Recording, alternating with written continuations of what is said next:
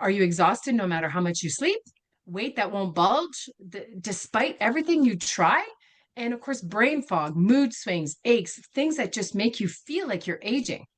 So I'm asking, what if maybe age isn't the problem? Maybe stress is the actual problem.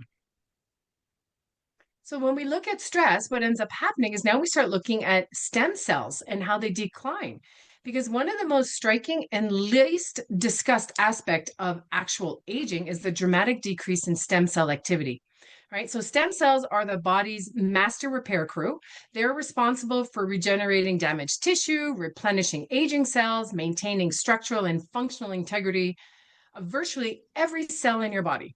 These stem cells are abundant and active. When they're abundant and active, the body heals, adapts, and rebuilds with remarkable efficiency. But here's the sobering reality. By the time we reach 30, our stem cell population has already dropped by roughly 50%. By the age of 60, there's only 10% of these stem cells functionally active. That's why we don't heal as quickly we used to. That's why we're more tired. That's why we have more gray hair and we have more wrinkles, right?